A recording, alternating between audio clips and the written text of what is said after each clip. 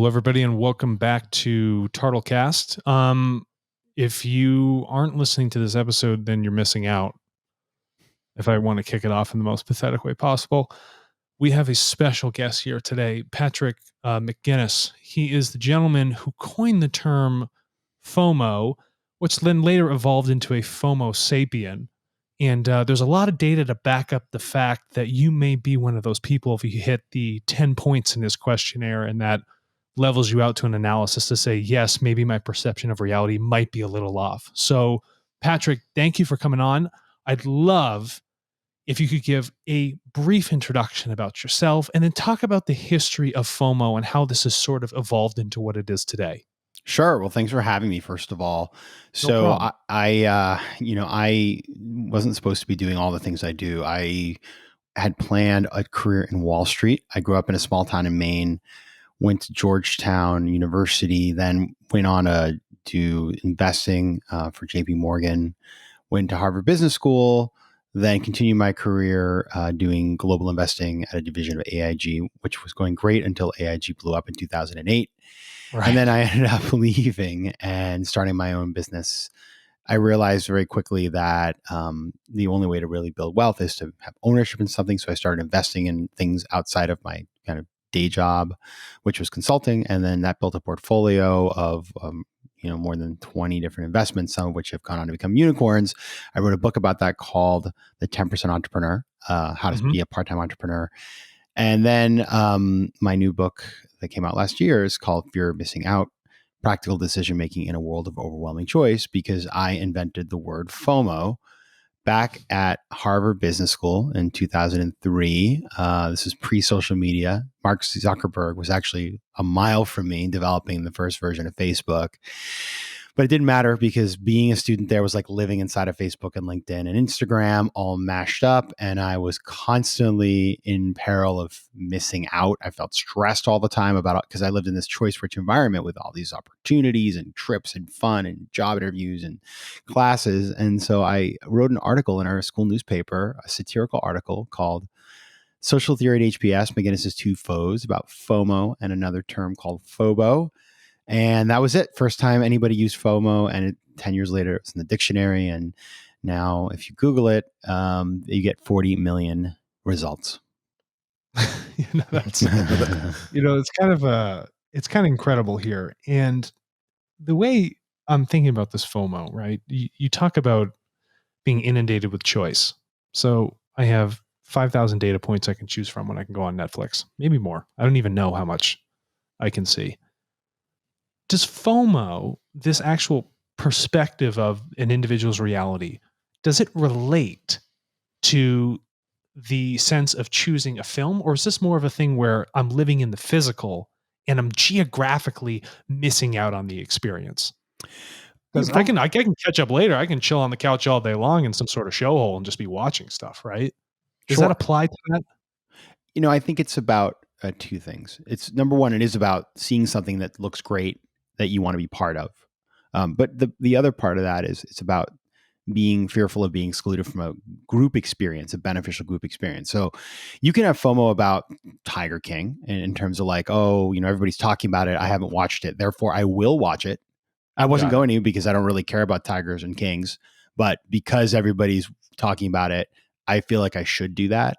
And so really, it's all about how the group activities, what I call the herd, influence our desires, wants, needs, and behaviors. Interesting. So there's a lot of social weight that is carried with this FOMO, but the weight is decided upon each individual qualitatively. It's not that the group is deciding that you should have FOMO about it. It's really that you have a perception that something is happening. You sit as an outsider, but then you apply your own amount of weight to how much you should say, how much am I really missing out? Is that how I understand this properly? Completely. What you're doing is handing over your agency over the decisions you make to other people. And that can be based on a lot of different factors. Patrick, that's a heavy sentence. Handing over some agency. Were you talking about agency of mind, agency of emotion? All of it. Then, yeah. Are you for that or against it? How do you then look at fear as a driver? So I'm not neither for nor against. I think we just need to be conscious of what's happening because we can use FOMO for good, right? Like I just wrote a piece about vaccine FOMO, how at the end of the day, like FOMO is a tool of persuasion. It is marketing. It taps into our deepest sort of emotions, and so it can be good if it deployed in a way that benefits society or a person, right? But the fear element is fundamental because we are in our DNA. This FOMO is baked in. It goes back to the earliest humans who were roaming around East Africa and were very aware of what they didn't have but needed to survive. And if they were left out of the information flow or left out of an opportunity, that could be peril. And so as Look a at him result, right here. He's a walking example of it. So yeah, you know better than anybody. But that is part of our evolutionary history. And so nowadays it applies in way more simplistic ways or things that don't really matter. It doesn't matter if you don't watch Tiger King, right? But Right. we still have the same impulses. So that impulse, I think we can expand upon this here a lot, and I'm sure you have. For instance, you talk about social media. Algorithms are designed to essentially feed that impulse. Now, I'm not specifically asking if it's morally the right thing to do, right? A technology company can do whatever the heck it wants, but people continue to use their platform, even though the algorithm and the data becomes a self-fulfilling prophecy of enhancing this FOMO. Do you still think it's beholden of the user itself that is on this application or is going through this to say, yeah, you have handed over essentially this sovereignty of emotion. You actually need to be more conscious of how this is affecting you. And I frankly don't think that's a function of blame on the social media. I think that's for people to have their own self responsibility. So what you talk about to me sounds more like a campaign of awareness. That's right. What is happening here? So I think the social media sites do have responsibility. I mean, this is the way I think about it. The attention economy has been designed to get you to do things that may or may not be in your best interest. Just depends on who you are. There are, if you think about some of the things that are happening online today with radicalization, where somebody goes onto a social media site and then because of the algo, they're given more and more access to radicalizing forces because it's like you start following this person, then they recommend 7 other people, and all of a sudden you're storming the Capitol. So like I think that is QAnon gets me every time. And I mean it's a thing in 2021. Lucky us. Gotta love 8chan. And so I think that that's not that's the fault of the platform. But I do think that the individual needs to be educated and empowered as to what's really going on and as to the fact that there are all these nudges that are built into the products that cause us to do these things, and that you can by being informed and making smart decisions and making practical decisions, reduce the impact upon you. I like that. So yeah, I wanted to ask a question considering, go ahead. Yeah, with our audience. I've exploded with questions in my head. I know this is so interesting. With Gen Z, especially, and then we just had COVID hit, and it's been a little bit over a year. And our audience, we have a lot of Gen Z audience, and they're looking at Instagram stories, for influencers. I mean, the average, I was talking to a Gen Z the other day and they said, well, I spend about 6 hours and 40 minutes is what my Apple phone told me. Mm-hmm. So if they're spending 6 to 8 hours a day on their phone, this fear of missing out, especially for the younger generation, what is your data showing you on that? Yeah, so it's absolutely 6 hours isn't bad, by the way. Whoever you are, it's pretty good compared to the average, which is the average is higher. I'm finding my cell phone.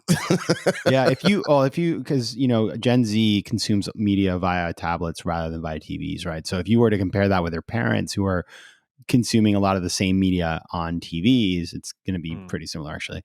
But the research that I've done, it looks at the impact particularly, and this is not even, there's been so much research done at universities by clinical psychologists, because it's awesome. Like you have clinical psychologists work at universities. Universities are laboratories for FOMO.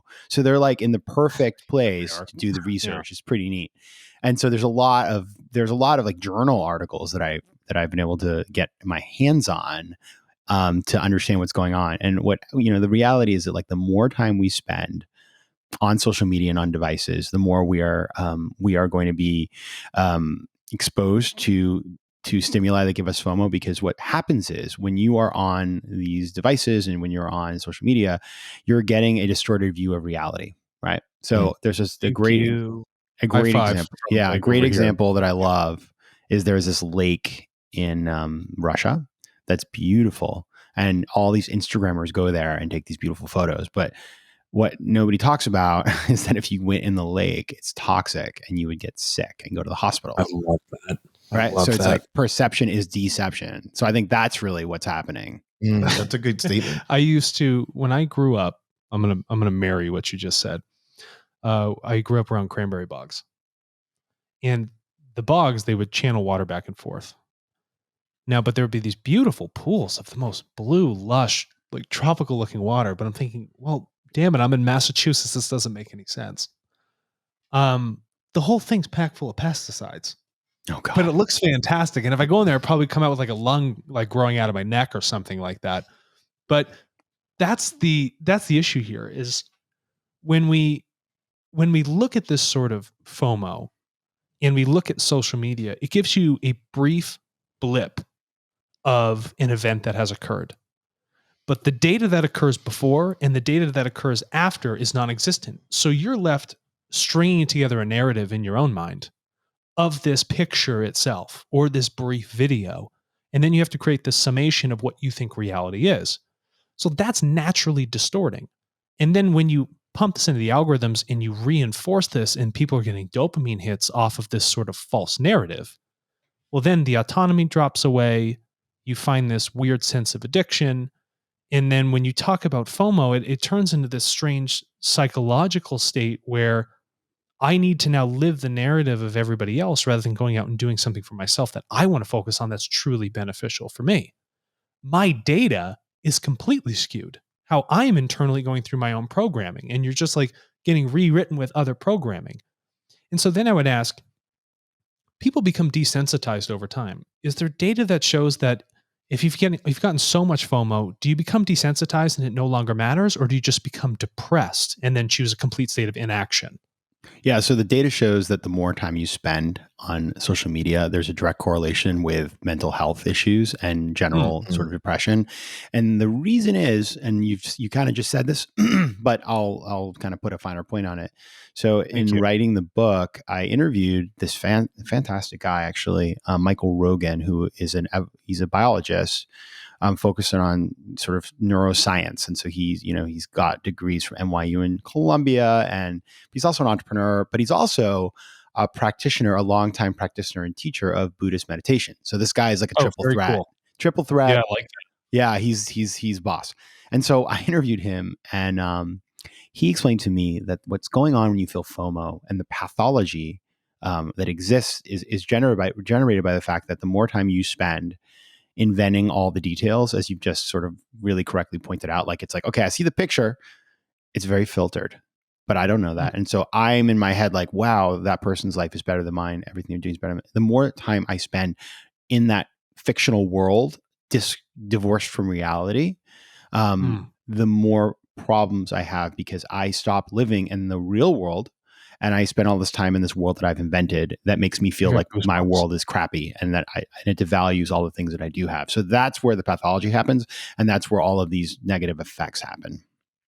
Wow, I literally, that slaps right there, that comment. And did he channel then that over outside of the very allopathic medical sense, in clinical psychology? Did he transition that over into the Buddhist meditation and what that means for someone at a spiritual level? I'm interested, and we have a lot of listeners that are Buddhists. So please, I'd love good. To share well, that. This is I'm in a crowd of people. I'm not a Buddhist, but I do practice meditation every day, and partially because of my conversation with Michael, because Michael was like, "Listen, here's the deal," because people, this is the problem, that you're disconnected from reality. The solution is to be present and to practice meditation as a way to reconnect yourself into reality and ground yourself And so that, it's a clear connection between those types of emotions, and, meditation practice is a way to restore the balance, as it were.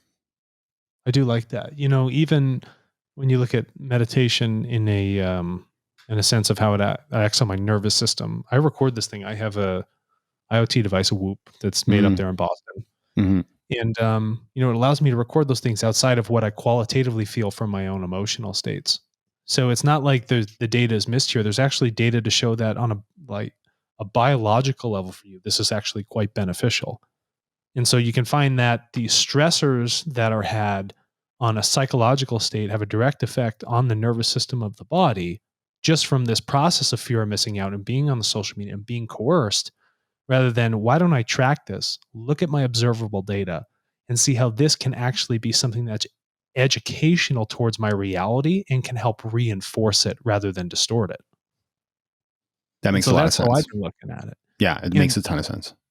What I also really enjoy is, you coin a very simple question. It says, like, are you a FOMO sapien? Well, I'm not, but the fact that you've taken 10 questions and you put them on a 5-point scale for each one, I think is directly akin to what happens in the psychopharmaceutical space, where they have something they use called the FAST scale.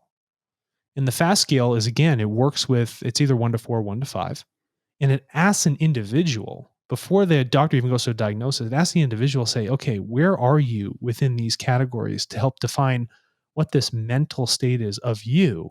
So it's almost like you go through your own self-diagnosis. And from that, a psychopharmaceutical company can say, well, this is what we would recommend for a drug. So I think there's something interesting happening here with this scale of 1 to 5. And I don't know if you had looked at something like that before, but could you explain how you designed those choices of response in a quantitative format from 1 to 5 and the reasoning behind that? Sure. So yeah, in the book, there's this quiz, as it were. I mean, it's like diagnosis, as it were, diagnostic. It's not, quiz doesn't make it sound like professional. And the reality is that it is more than a quiz. And I'll tell you why, because I didn't write that. That was written by a team of clinical psychologists in one of the many reports about FOMO.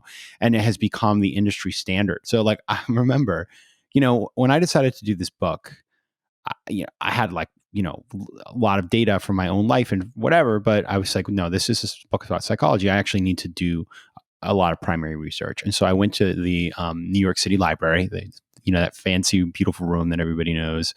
With all the wood. It's amazing. It just felt like the right place to go. And plus, if you're in the building, you get access to all these databases that you can't get online. So, and I downloaded I don't even know, 20 reports about FOMO that had been in journals, and from people all over the world, in French and in Spanish and you name it.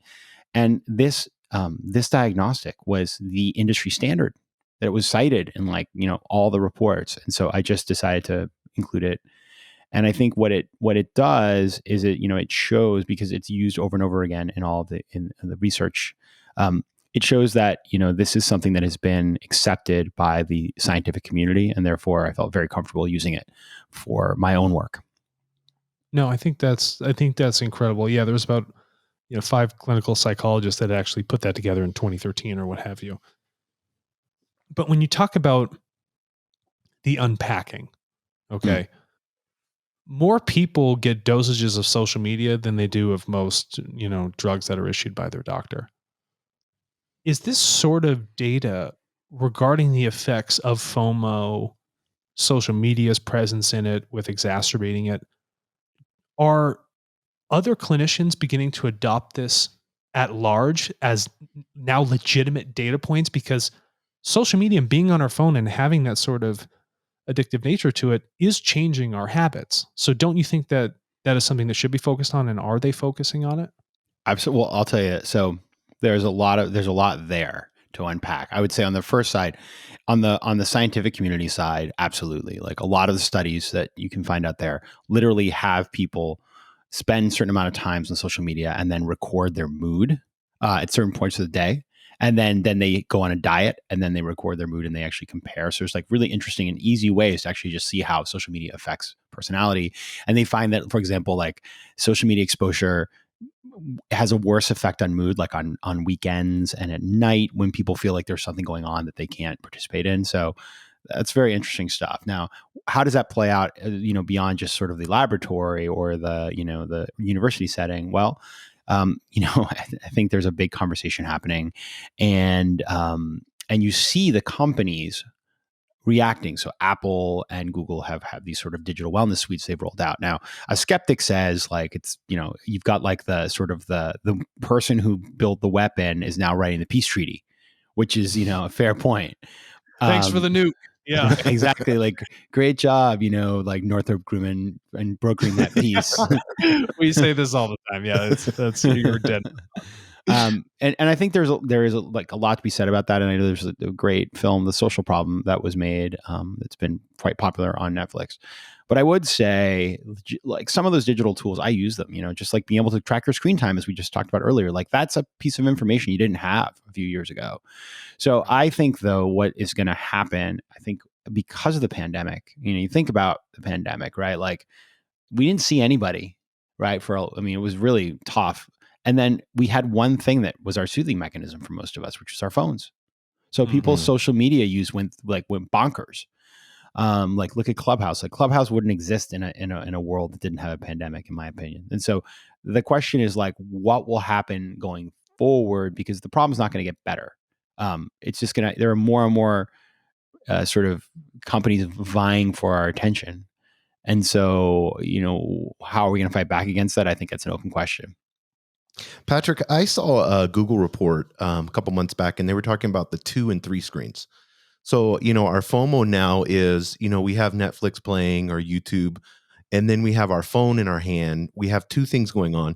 They were even saying some people are having their phone down, picking up their phone every few minutes, having a laptop or tablet, and then also having the big screen. So these 2 or 3 screens and this fear of missing out. Have you seen anything with that? I haven't seen any specific research on that, but I think it's very clear that this is happening. I mean, if you look at the amount of just sort of like people who are consuming content across different devices, right? And the fact that more and more content is being produced in a way that you can also interactively get involved via the internet. I think that's sort of the future, and it's interesting because obviously we all know the data tells us that we're terrible at multitasking, like really bad. What's multitasking? Exactly. Like, there's this book called The Myth of Multitasking. And he's the sort of the guy who invented, multitasking sort of theory, came on my podcast. And, he was just like, made it very clear to me, there is no such thing, right? Like you said, Alexander. So I think that we don't sort of, I think it's still early days for this conversation. Like many things with social media, like the companies build something and then we are their lab rats to see like how they can monetize us. Right. Let's talk about being a lab rat. In my mind, people are human beings. Jason shares this. Everyone at TARTLE listens to this. People that, are associated with TARTLE in any way, shape, or form across 200 plus countries associate this idea. Do you feel that this idea of FOMO, this enhancement of it through these algorithms, these self-fulfilling prophecies, as they essentially destroy our ability to have an attention span, they take away, in a sense, our sovereignty of our emotion and our mental state and warp it to something that's untrue? Do you find that fear is something that is de-evolutive to us, in that we are actually using technology for a monetary gain, but then is also de-evolving us in our mental states? For one aspect, when we talk about our values here at TARTLE, we want to marry technology with what it means to evolve as a human being. Because if we just evolve technology, well, that's great for technology's state, but we're left behind as a lab rat. Both of those things need to come together. The technology should actually help us evolve.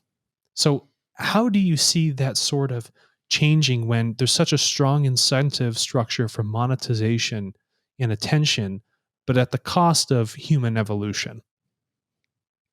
It's a great tension and I don't mean great in a good way. Like, it's not like a happy tension. It's a huge tension. And I think, the very simple way to think about this from my perspective is like, if you were to write down the attributes of somebody who has achieved self-actualization, nowhere in there would you be like, aggressive use of social media, right? Mm. Nowhere in there you'd be like follows others. I mean, the thing about FOMO that is so pernicious is that FOMO means that you're a follower. You are not leading. You are not building. You are simply taking cues from external sources. And so I think that you're completely right. There's always been FOMO. I mean, marketing is FOMO. It is. Like, you think back to this isn't a positive thing, but you think back to the 50s with glamorous celebrities smoking cigarettes on television. It's like, it's like, oh, well, Greta Garbo smokes. Like, I want to be cool too. So it's always been part of marketing. The difference is just the number of touch points that we have today because of the internet makes that we're under a constant assault. And I think it gets to a point, and we're seeing this now, I think it's like there is a declining marginal return on the amount of times we're marketed to on a daily basis. We just become overwhelmed. And that causes us to have cognitive sort of overload. And then, we don't perform as well, and we are far less able to self-actualize than we should be otherwise. Now, have you lived that yourself? So that, because when you speak about this in its own context, have you lived that as an example for yourself, so that when someone asks you, well, has this affected you? You can speak, quite candidly, yeah, I have experienced this. Because, a lot of people are like, oh, this is how you should do something, this is how you should diagnose this. Well, I got to tell you, it's not affecting those people, right? If you're a clinical psychologist and you're diagnosing other individuals, well, you don't essentially have that issue, or we would hope you don't. Otherwise, just two crazy people in a room talking to one another, right? So, how have you built this upon your own experience and what you've learned, so that you can share that experience back to others, so that they can be self-empowered? So there's this concept that was written about by Carl Jung called the wounded. Oh man, don't get us so amped up. All right. Well, see if you know right, this one then. Have you heard of the wounded healer? No. Please elaborate. Man, That's a book, right? No, not that I know of. Maybe somebody wrote a book, but Jung, it was inside of one of his writings. So, all right. So get ready. Giddy up. I'm going to tell you. If I had a buckle on this chair, I'd buckle in right now. This is a concept that was introduced to me by a woman called Yael Melamed, who was a Harvard MBA and then became a therapist. And she told me about this because I was interviewing her for this book, and she said, listen, it's the wounded healer, Patrick. I was like, what is that? The wounded healer in psychology, many people choose to go into the field of psychology because of their own personal struggles. And so they see how the field has helped them and it inspires them to do the same, but there's only a few steps ahead of the patient on their own journey to recovery. So I like to think of myself as the wounded healer of FOMO, because I am like the first FOMO sapiens. I have all the weakness points to be influenced by FOMO. I own that. I recognize that. I accept that. But I also am super attuned to it, and I know the tools. And so when I stray off the path, it's not like I'm sort of like some sort of like ascetic monk, and I like, climb up a hill every day and like meditate 9 hours and then walk down. I wouldn't hate like that. Right. No, I mean, it sounds amazing. However, it's not what I do. I live in New York City, which is a crazy place. I do have social media. I do a lot of things. I'm very social, all sorts of stuff. But what I do, I'm very in tune with these things, so I can make choices in the moment to say, like, okay, why am I doing this? Why am I feeling this way? Am I happy? Does this make me happy? Am I doing this because I want to do this or because of external influence? Those kinds of things. And I think that's a skill set that we can all build. I also am really careful about my sort of relationship with devices, and all that sort of stuff. So but it's always it's ongoing challenge, because I'll give you an example. I sign up for old Clubhouse. So, I go on there and, it's invite only. So you feel like it's exclusive and all your friends are on it. I mean, it's a FOMO factory.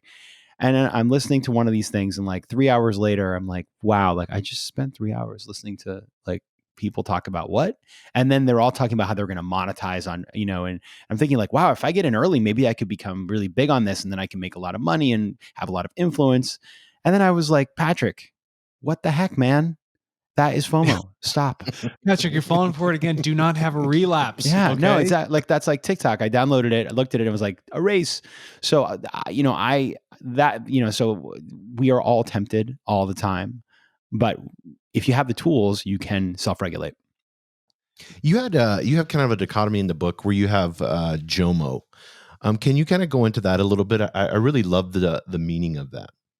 Yeah, so JOMO, so many feelings. I remember I was like on social media, and anytime FOMO was mentioned, I get a lot of inbounds from people. Like every time there's a commercial with FOMO, my dad takes a picture and sends it to me, which is thanks, Dad, love that.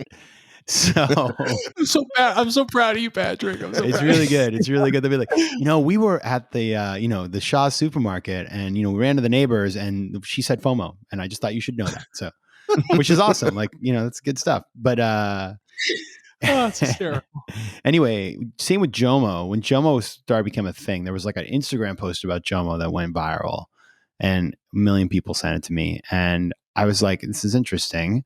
I look into it, and the thing about JOMO, joy of missing out, is this notion that like everybody is at the party and you're at home, like in your sweatpants, eating Ben and Jerry's, and you're loving that you're not there. You're just like reveling in missing out.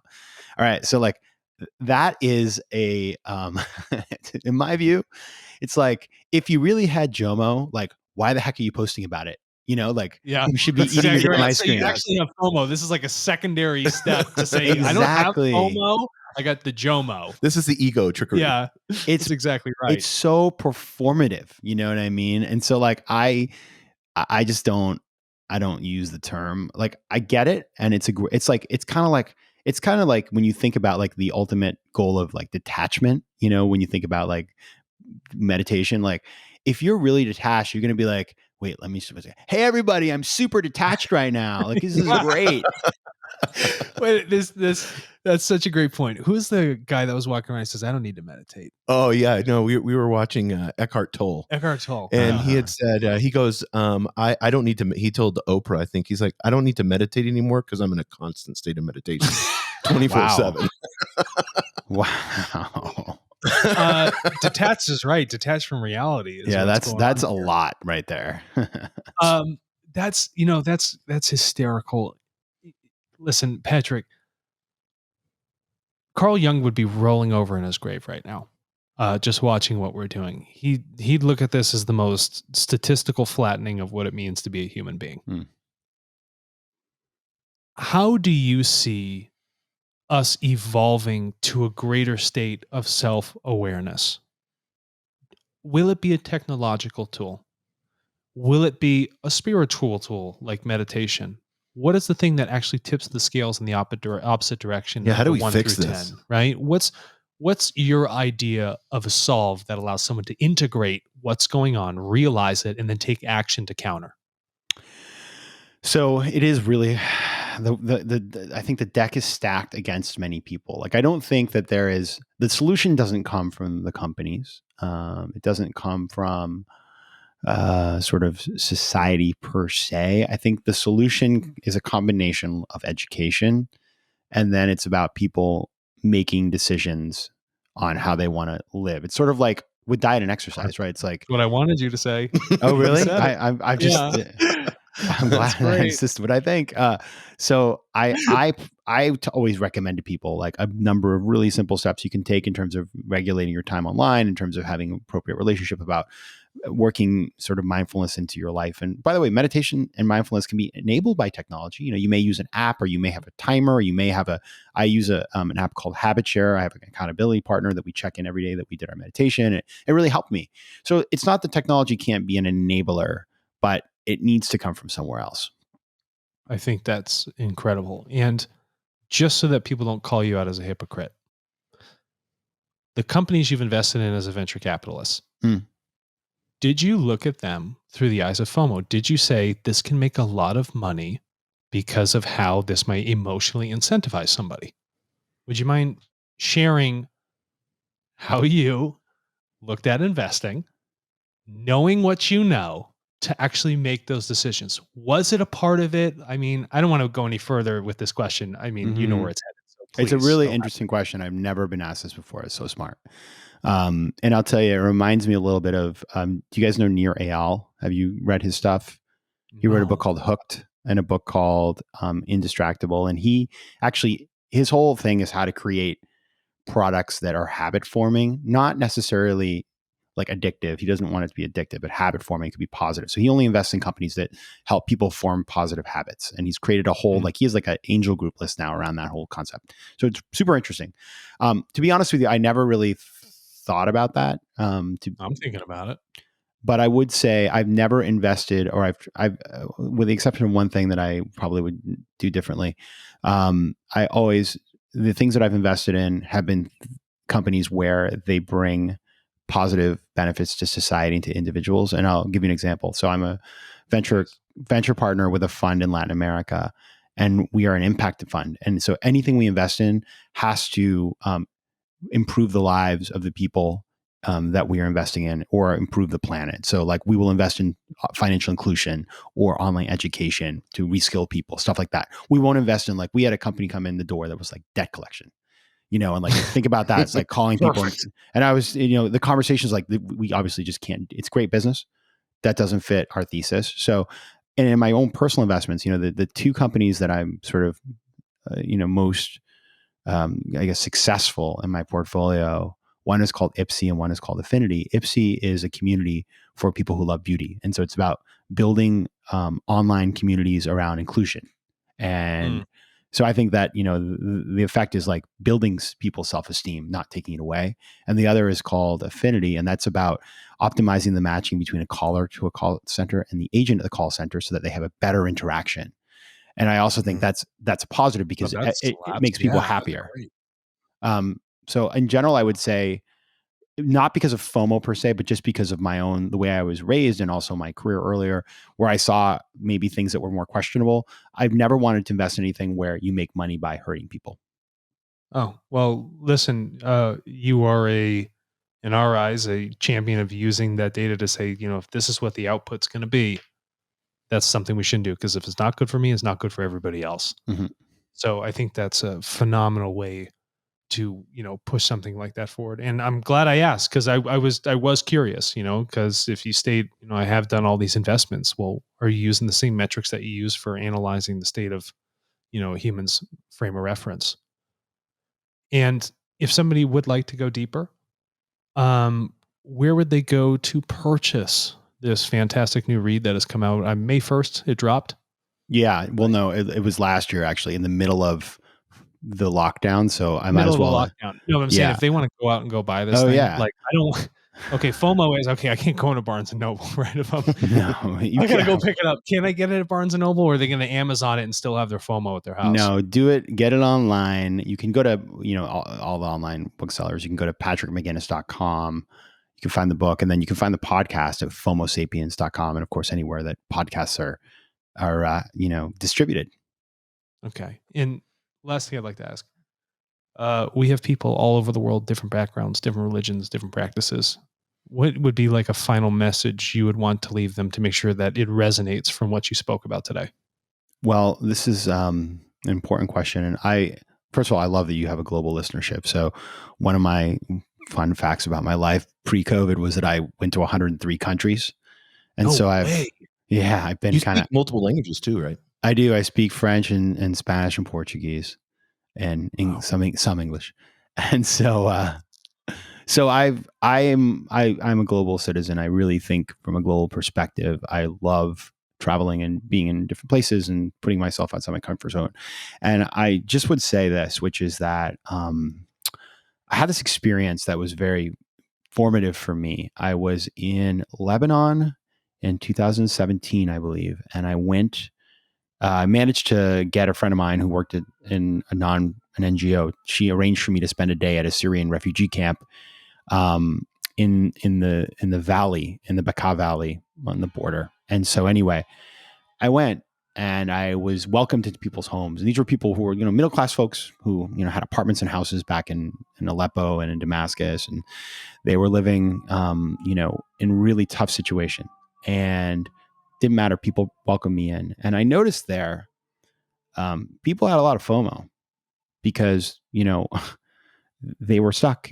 They had their phones. They knew what was going on in the rest of the world, but they were trapped where they were. And I just thought to myself, when I got back to my air-conditioned hotel room, like, I need to just be way more grateful for everything that I do. And I think we all need to be more grateful. So like, again, it comes back to like valuing what you have and not devaluing it because of some fictional thing out there. And so what I do every day as part of when I meditate is I think of 3 things that I'm grateful for.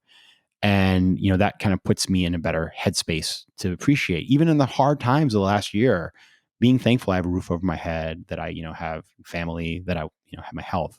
And I would encourage people to do that. When you feel grateful for what you have, when you are, in an environment where you recognize the good, then the temptation to feel FOMO is far less. That's awesome. And thank you for offering personal solves and awareness to this thing that is legitimately affecting people all over the globe. So, My pleasure. Patrick, thank you for coming on. This has been immensely insightful. We'd love to have you back on as this data continues to expand and we try to take more humanitarian efforts and create that impact globally. And we'd love to even use you as a barometer and a muster test for what we're doing. Love it. But definitely. Yeah. Well, listen, thank you again, and hope to have you back soon. Thank you, guys.